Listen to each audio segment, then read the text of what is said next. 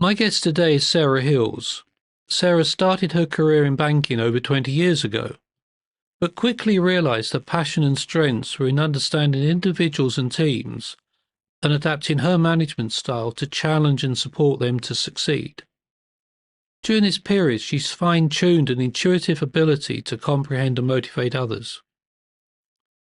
Following various leadership and change roles in different financial institutions, Sarah moved into consultancy where she worked in several different industries, supporting various change initiatives.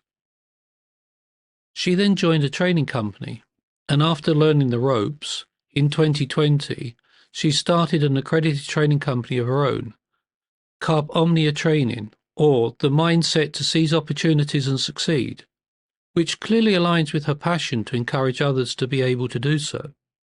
Not standing still, she recently acquired a long-standing accredited training company called Cube, and is determined that both Carpe DM and Cube will go from strength to strength by placing the heart of the learner in everything they do.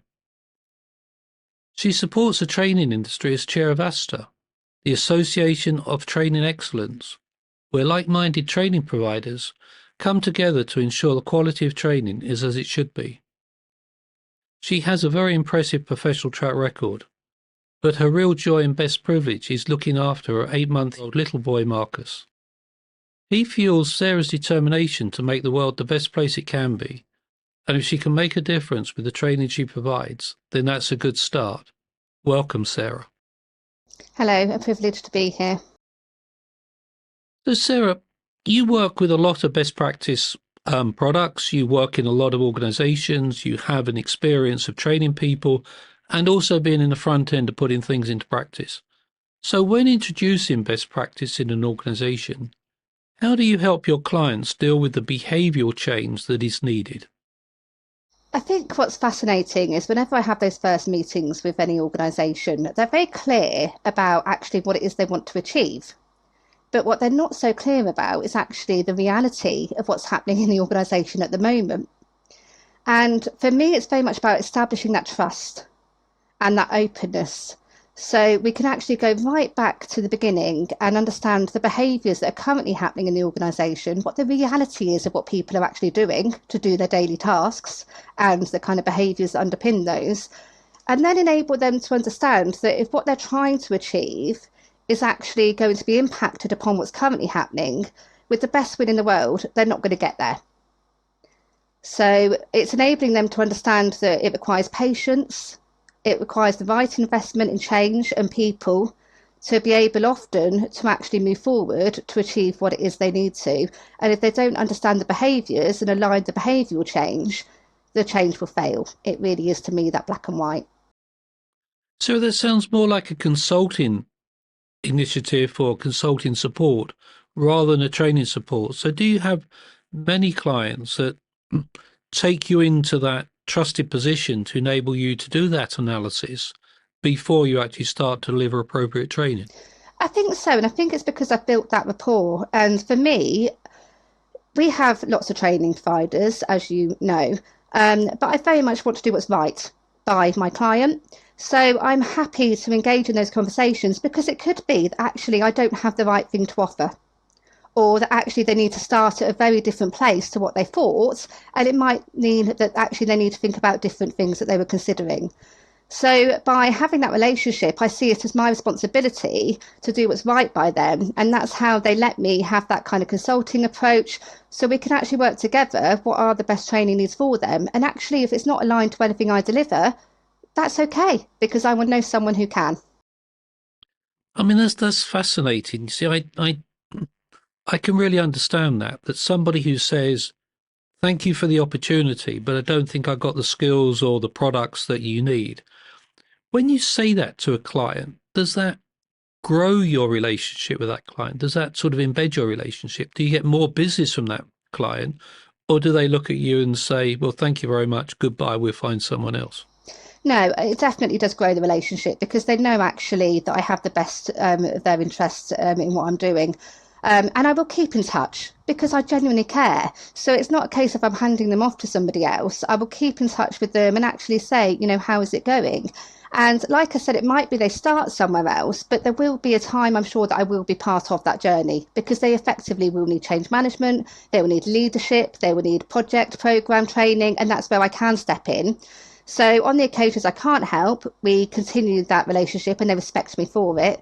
And a lot of the time, I'm fortunate that I can help. I mean, it's a great business model and it's a great approach. But how do you think you're going to scale it? Yeah, isn't that about Sarah's relationship with the client? So what happens when you've grown your businesses over the next couple of years and you've got more clients, you've got more engagement? How easy do you think it will be to instill your ethos into people who work with you, who so they can provide the same service, the same approach to clients? Yeah, it would be really hypocritical of me to be effectively talking about people, leadership, and culture, and exactly that, not have the same ethos throughout my organisation. So a lot of it's to do with the recruitment of my people. I recruit people who have the right attitude. I really believe if they've got the right attitude, I can teach them things that they will need to learn. The same with trainers. I hold a high benchmark. I will not have trainers that have not lived and breathed a lot of the things themselves. And actually, that's something on my agenda as well, to grow the trainer network for the benefit of a lot of training providers, because there definitely is a need there. But exactly that, with the trainers, I want to do a trainer program. So they can, make sure that they're really thinking about the learner's experience and doing right by them, and they're not just, reading through slides and actually not doing what they should. I have had horror stories recently, not through my training provider and certainly not through any of APMG's, I'm sure, where actually trainers have been casted off the premises because they were that poor. And I think, how did they even get to that point? And it's not fair on the trainer, and certainly not fair on the people that are paying and the learners themselves. I mean, it is a real problem, isn't it? I mean, as you know, APMG set up in business with an accreditation program to put in some basic controls and standards for trainers. And we try to move that into other areas, but of course you then face other difficulties with that. But it is a real problem, isn't it, about how do you validate a trainer who's actually competent to come in and train your people? Yeah, it's a really tricky one to do because, like I say, you can have people that have the relevant experience, but actually they don't have that emotional intelligence or intuition to actually pick up on what the people are doing or what their learners are trying to actually say, or, facilitate the right kind of conversations. So that's where it does take time. And that's where I'm happy to invest in those people, because they're my brand, to actually work on the competencies of how actually can we make them an effective trainer. The same as if the people work for me, I will work with them to kind of coach, mentor, to actually make sure that they're going to be the best that they can be. Fascinating. With all your clients at the moment and everything I read in the press, everyone wants to be more agile. Everyone wants agility everywhere within the business.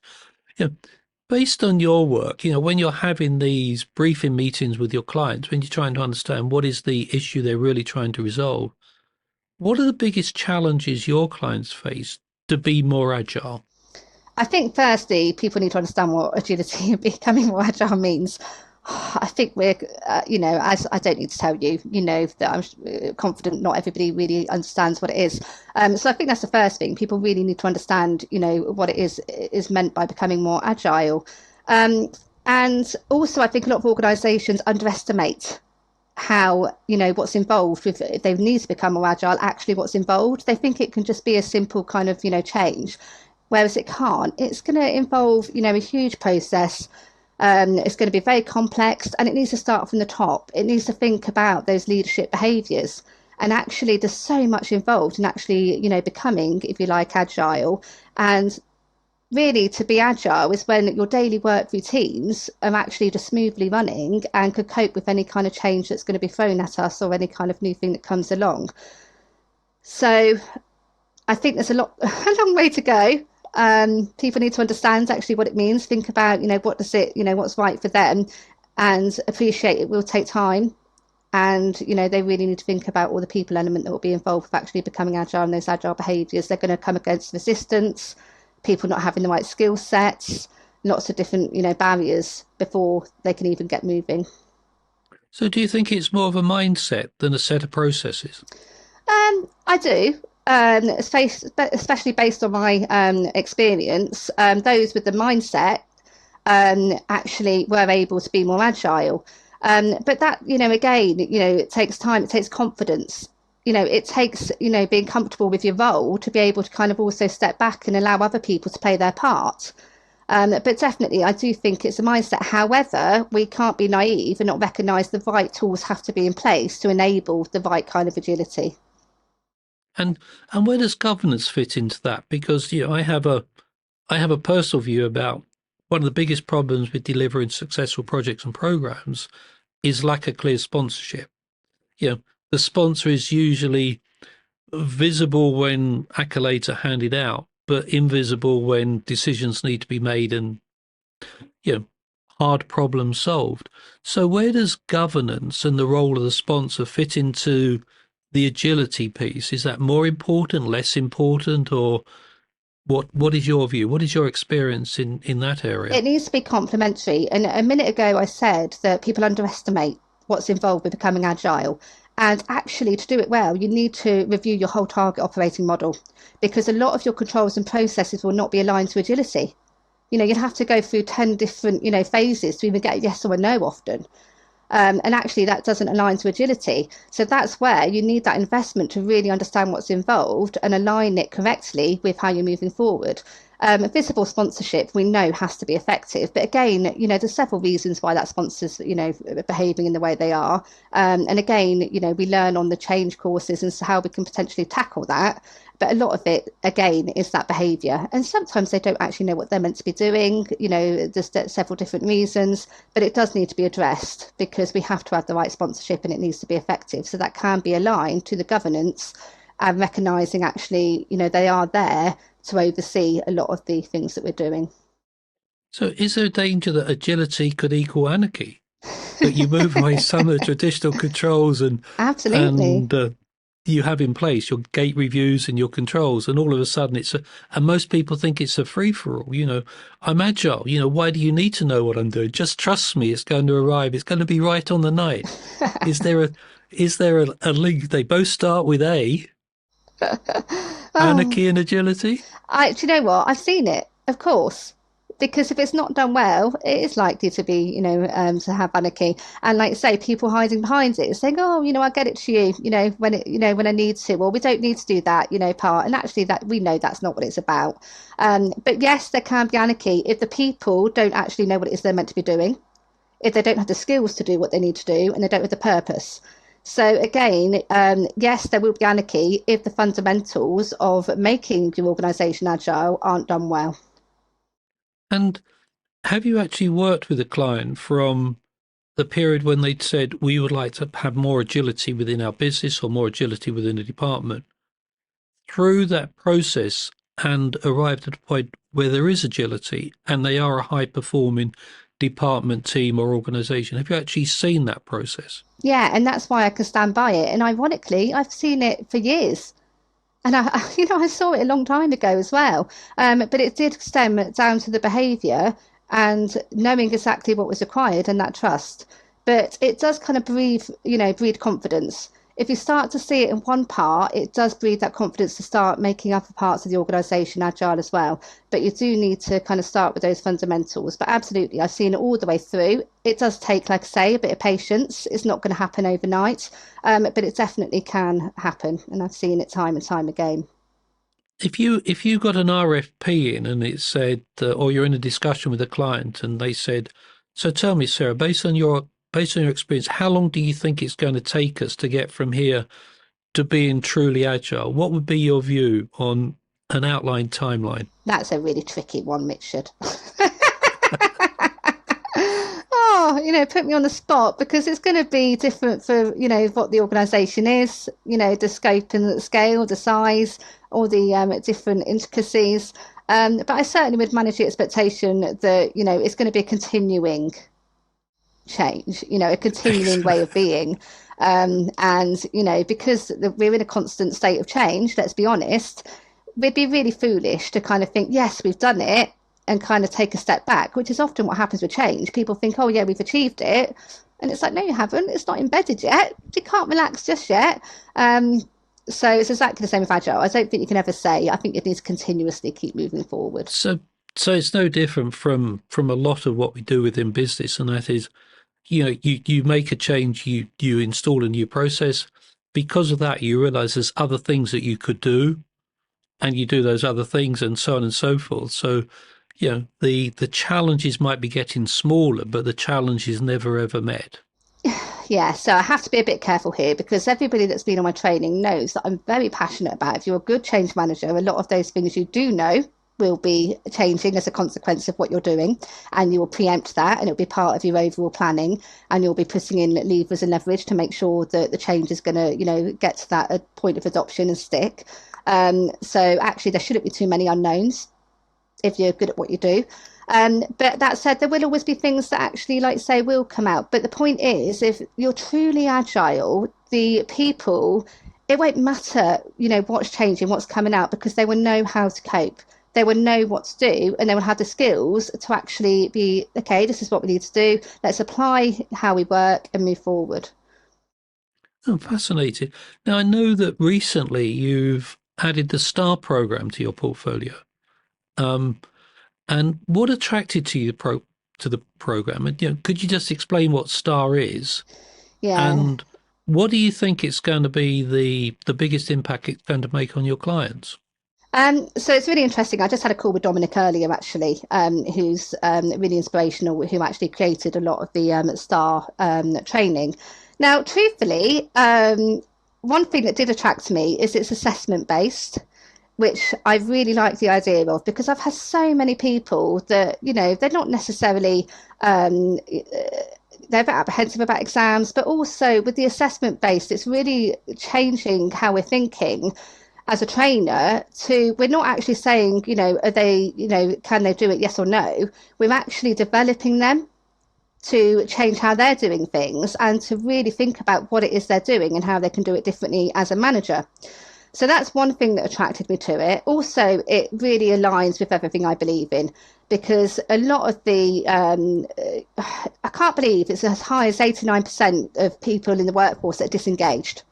Now, that is a recent statistic, and it just makes me upset. It genuinely makes me sad because we spend so much time at work. And I think, well, it's no wonder all these things are going wrong if actually that majority of people aren't even engaged. And how awful is that, really? So by actually STAR, which is all about managers being able to manage more effectively by taking a step back, thinking about the situation, which is the S. So really kind of before delving straight in and telling their team what to do or, kind of doing it for themselves, because that's not productive, they take a step back to think about actually what is this situation? Is it an opportunity to actually enable those people around me to think through what they should do for themselves? Is it a coachable moment?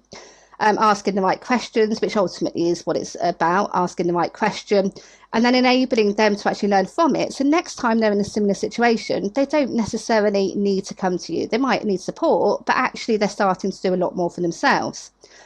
And having spoken to Dominic, a lot of the client feedback is actually managers who have been through this training, they're getting approached by other managers because they see what a difference it's made and they want some of that. And we also know people are promoted into management positions, not given the support, not given the training. There's nothing worse than feeling like you're drowning, and it's so avoidable. So give them the skills, and that's what this is all about, and that's why I'm so passionate about doing it. And I'll be delivering that training myself.